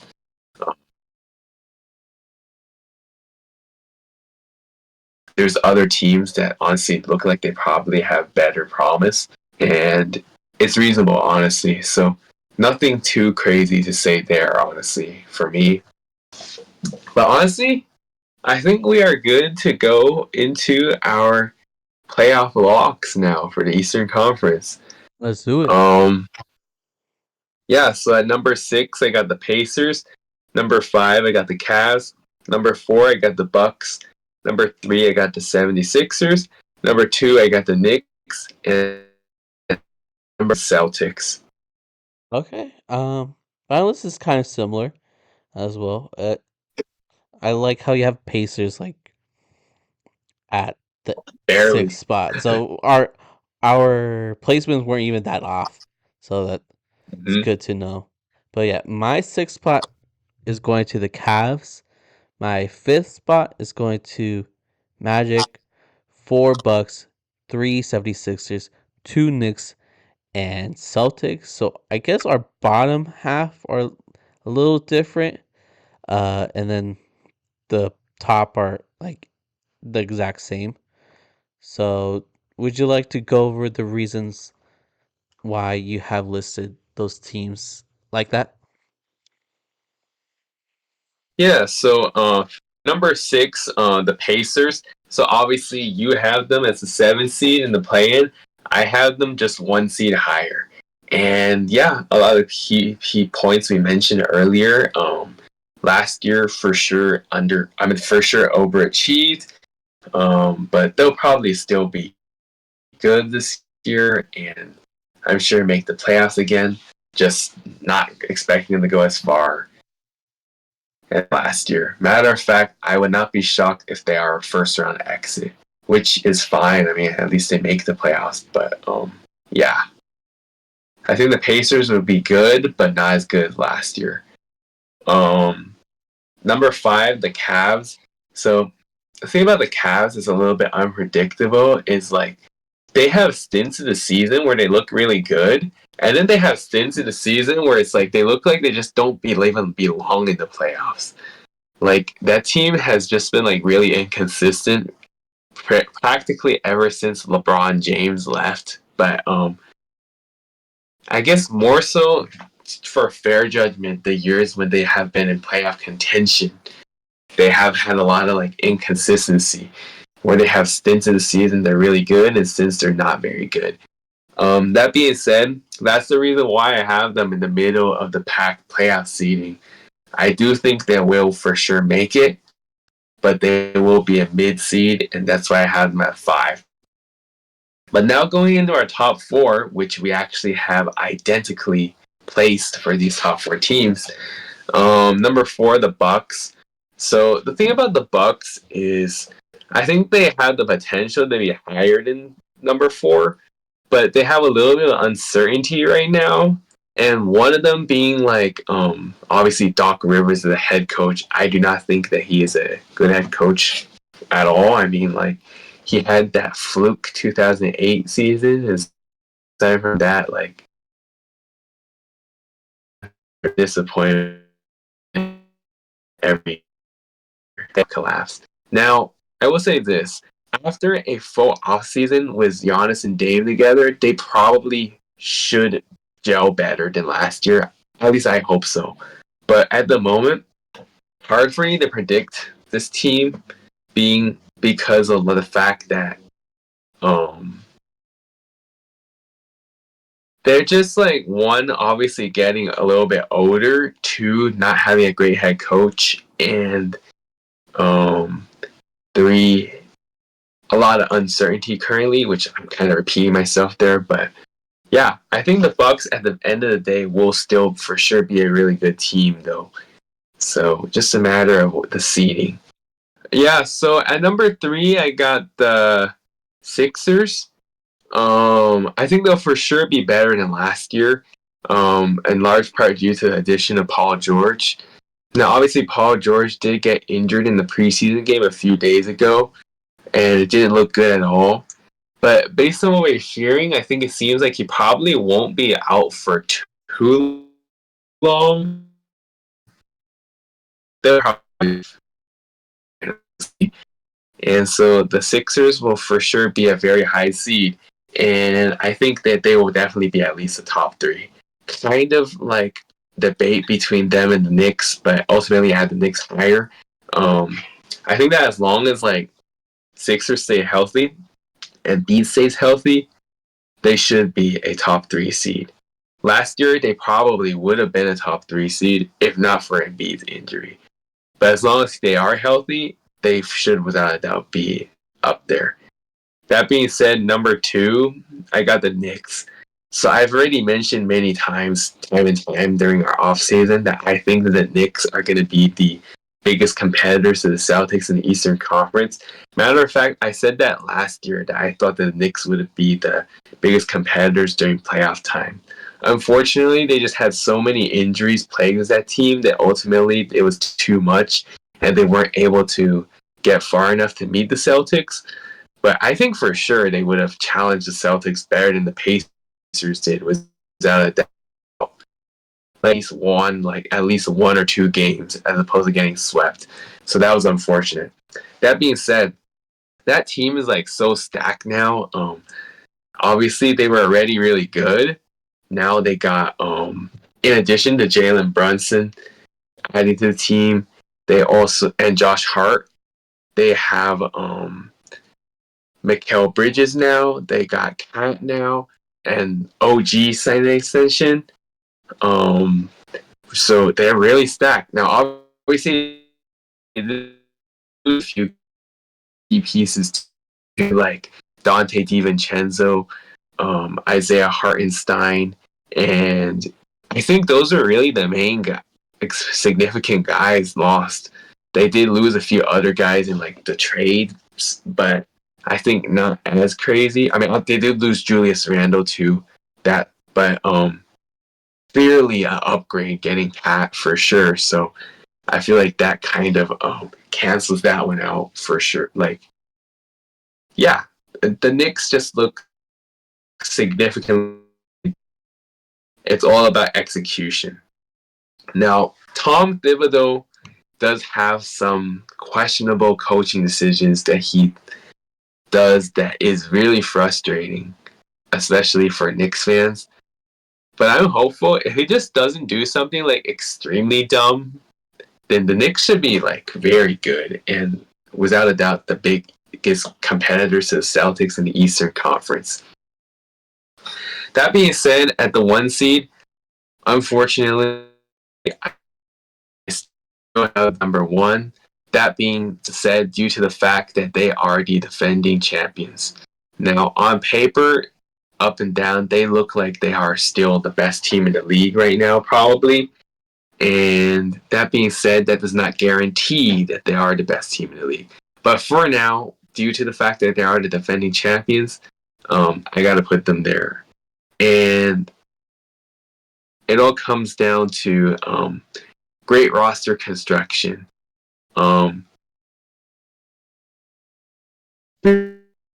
Obviously, there's a debate that like Joe Mazzulla is not necessarily like a great coach, but obviously he's good enough. And last year he seemed to be better than the previous year.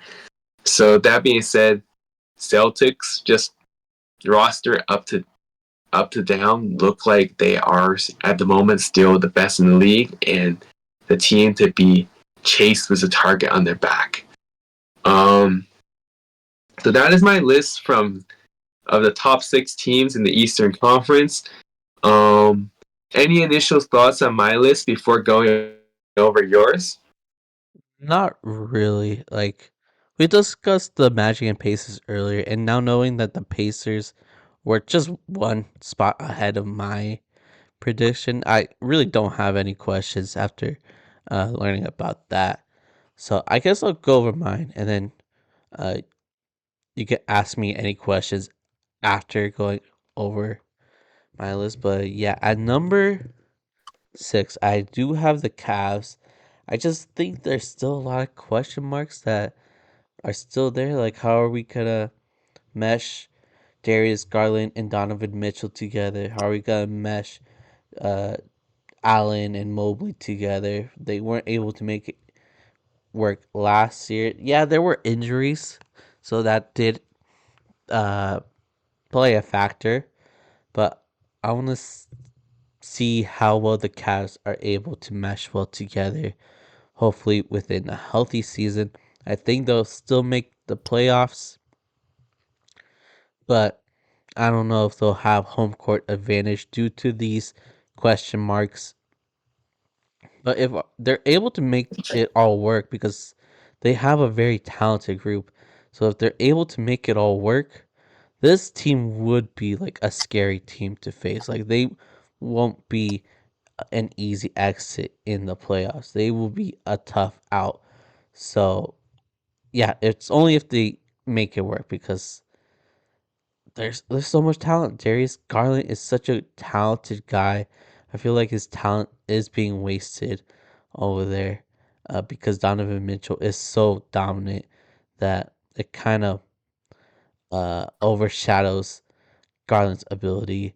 And then Jared Allen and Evan Mobley, they play so similarly that Like you don't need them both, but if Mobley could get that jump shot going, if he could make some mid-range shots, spread the floor a little bit, then yeah, this team is gonna be so good. So at the moment, I have them at 6, and under the Magic, which you have lower, and I would understand them being lower, but since they're so young, I do think they will be improving and be around the same range from last year. Again, if you want to argue that they might, um, like take a step back, that would totally make sense because there's still question marks, especially on the offense side of things. Like, is Wagner gonna get that 3 point shot back? If he's not gonna be a good shooter, do we have enough shooting on this team in order to make everything work? In order for Paulo to do his thing and drive and kick when needed. Um, so yeah, there's a lot of question marks in regards to the offense. Defensively, though, they got some great pieces with Suggs, with um, Jonathan Isaac, that will definitely help the team. KCP, so I do think they'll be better than the Cavs because I do think I have less questions. I still got my questions. I'm still curious about a few things, but I have less of them.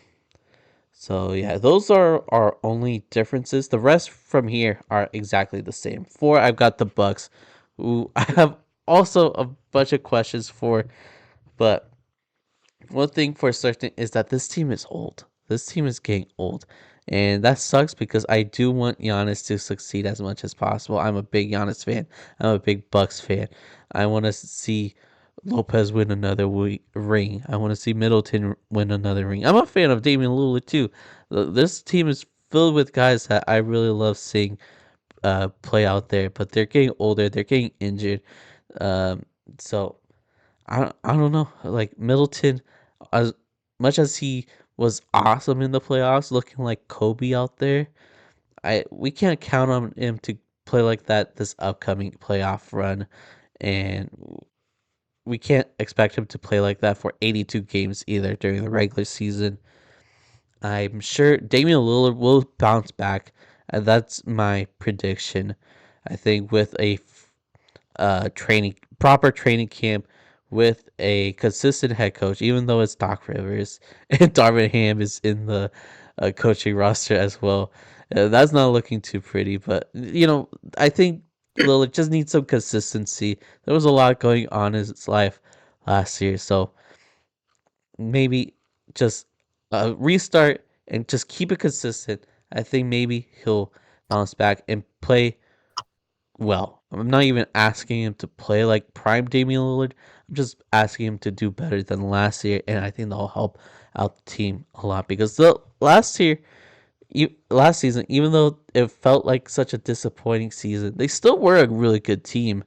They just didn't do as well with Doc Rivers, so that's kind of a bad sign. And that's why I don't have them as like a top 3 team or a top 2 team. But I do have them in top 4 because you really can't count uh, or discredit Giannis' ability. I think Giannis is talented enough in order to help the team still be a home team, a top 4 seed. So that's that. 76ers to me will be 3rd seed. They have the talent to be a second seed team, but injuries will play a role in this team. Paul George gets injured. We know Joel Embiid gets injured like all the time. So, um, luckily, because they have 3 stars now, I think they'll win more games than before when Maxi was the only one leading the team when Joel was out. Uh, it'll suck when because I'm sure it will happen when Joel and Paul George are out at the same time. That's not gonna be fun. But uh, hopefully that doesn't happen for like Maxi's sake, for the Sixers' sake, and yeah, they have an MVP caliber player on the roster. They have a rising star on the roster, a solid superstar veteran on the roster. This is a team that is probably meant for the playoffs, uh, more than the regular season. I think they'll coast during the regular season, just try to keep Joel as healthy as possible for the playoffs, and then we'll see where things go from there. Because on paper they should be good, but at the same time they have Paul George and Joel Embiid on the same team, two notable playoff chokers. So we'll see. We'll see what happens, but we got a full season, so I guess we'll just wait on that. The Knicks will be my second seed, just like you. I think this roster is insanely talented, insanely stacked from like one through I guess seven maybe. Like there's like from there on like it gets a little shallow. There's not a lot of great players after that, but still, what they have here is some of the best perimeter defenders with Josh Hart, OG, Mikal Bridges. We got Brunson and Cat leading the way on the offense, which is a great offensive duo there. Cat has already been showing in the preseason how well he is as a scorer. Um, and yeah, I think this team will be good. I'm sure they'll miss Dante DiVincenzo, except for Brunson's dad. I don't think he's gonna miss him at all.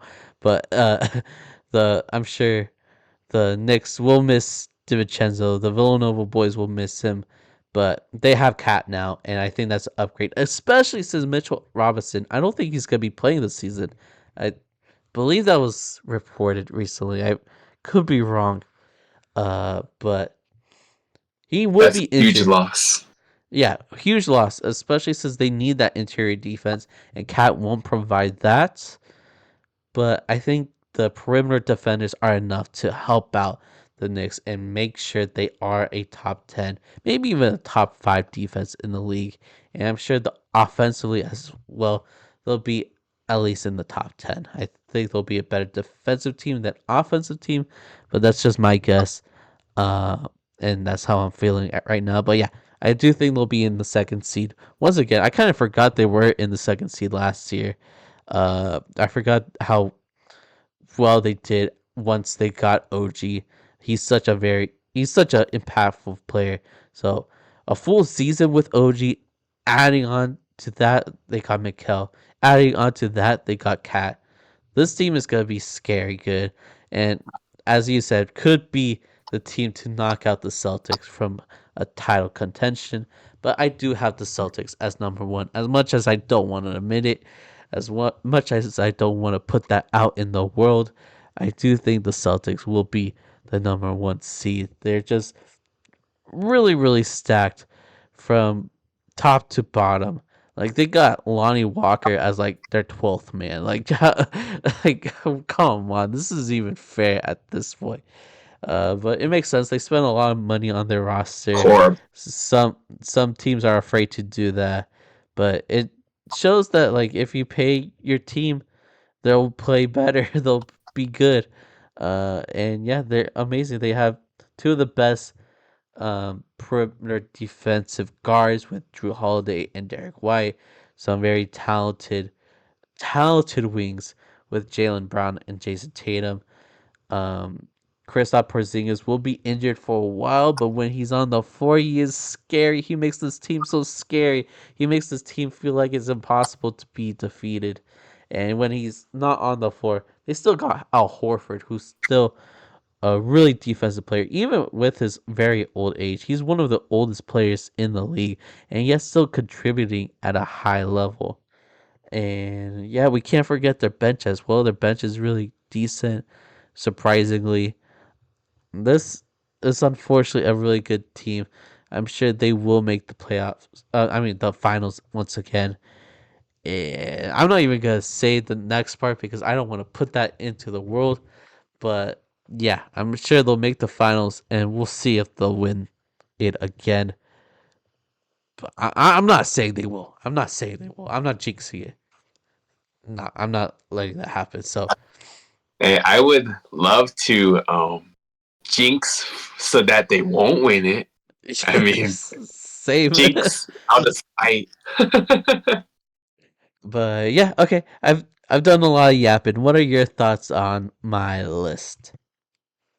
Yeah, not much because pretty similar. The only main difference is the fact that I have the Pacers above the play-in, and you have the Magic above the play-in. And aside from that, a few like seed differences. Like for example, I have Cavs at 5, you have Cavs at 6, and then I have Pacers 6, you have Magic at 5, and then the rest is all the same. And overall, I say makes a lot of sense.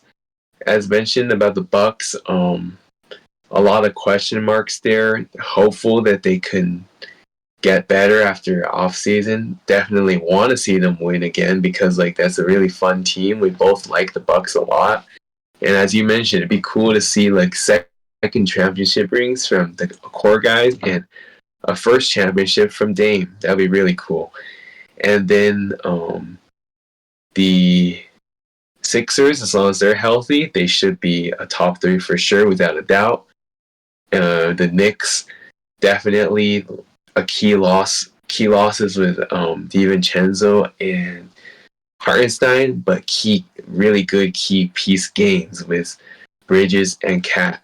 That being said, yeah, obviously that was a really awkward moment between in the preseason game between the Knicks and the Timberwolves when Dante DiVincenzo had some chirping with Rick Brunson, aka Jalen's dad. And I'm sure that was especially awkward for Jalen because Dante is like one of his closest friends, but he had beef with Jalen's dad. So it's like I'm That sure gotta for be him, weird. yeah, really weird for sure. And I have no idea like what exactly their beef was. I guess for Yeah, same. Dante it I'm was confused about that too. yeah. I mean, I know for Dante it's because he was traded, but like, what exactly was Rick really mad at? I don't know. Anyhow, Knicks should be really good for sure. Probably the biggest competitors to the Celtics. Celtics on paper look really good, and they look like they're still the best roster in the league right now, and the team to beat because they are the defending champions. But I mean, it's possible they could be upset. They could have a down year. They could have a NBA Finals hangover in terms of like underperforming. That's the hope. Hope so. But until that happens, it looks like they are the team in the driver's seat at the moment, unfortunately. But aside from that, I think we pretty much got all of the points we need to get through for the NBA standings predictions for 2024, 2025, and for both the Western Conference and the Eastern Conference. Um, I guess, shall we read our list one more time for, I guess, Western Conference and then Eastern Conference? Yeah, let's do that. Just a little reminder. And I guess I'll go first for the Western Conference, and then you can go. So 15 I have Trailblazers, 14 Clippers, 13 Jazz, 12 Spurs, 11 Warriors, 10 Pelicans, 9 Rockets, 8 Kings, 7 Grizzlies, 6 Suns, 5 Lakers, 4 Mavs, 3 Nuggets, 2 Timberwolves, and 1 Thunder. Me at number 15, I got the Trailblazers. Number 14, Jazz. 13, Spurs. 12, Rockets. 11, Warriors. 10, Kings. 9, Clippers. 8, Pelicans. 7, Grizzlies. 6, Lakers. 5, Suns. 4, Mavs. 3, Nuggets. 2, Thunder. And at number 1, I got the Timberwolves. So that was for the West. For the East, at number 15, I have Wizards, 14 Nets, 13 Pistons, 12 Bulls, 11 Hornets, 10 Raptors, 9 Hawks, 8 Heat, 7 Pacers, 6 Cavs, 5 Magic, 4 Bucks, 3 76ers, 2 New York Knicks, and at number 1, unfortunately, the Boston Celtics. So for me, at number 15, I got the Nets, 14 Pistons, 13 Wizards, 12 Hornets, 11 Bulls, 10 Raptors, 9 Hawks, 8 Magic, 7 Heat, 6 Pacers, 5 Cavs, 4 Bucks, 3 Sixers, 2 Knicks, and unfortunately at number 1 also got the Celtics. So those are our lists, and that's the episode. It was a lot longer than I expected, to be honest. I kind of thought Yeah, this it would be was. a shorter episode. That's what we planned it to be, but yeah, this was a lot longer than last year too. We last year we kind of like started off by talking about ourselves, then talk about our predictions, our seating predictions, and that was all under like an hour 30, I think. But this episode was like 2 hours. I don't know how that happened, No idea. but it is what it is. A fun way to start off season 2 of this podcast series. I hope you all enjoyed this episode, and I hope you guys stay tuned for the rest of the season because, again, we got basketball back in our lives, so we will be happy to continue talking about that this year, this season. So please subscribe to the YouTube, follow on plat- podcast platforms like Spotify, Apple Podcasts, follow the social medias. We'll start posting more on that since the season is starting. And yeah, do you want to say anything before we head out?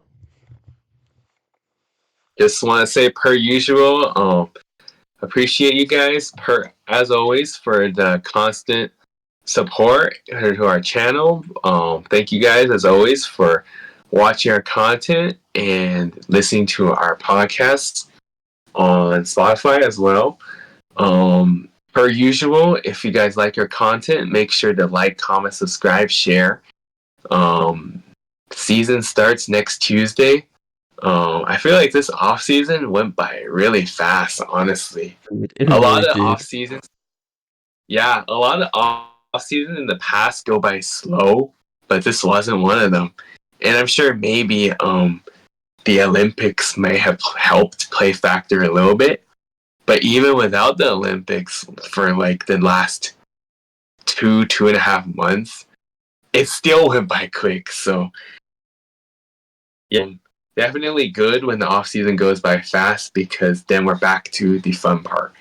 That being said, we will be back to our normal routine agenda starting next week, and that would be something interesting to look forward to for sure because that's when the real games start and the games will actually count towards the actual records. That being said, thank you guys as always once again, and make sure you guys stay tuned. Yeah, for sure.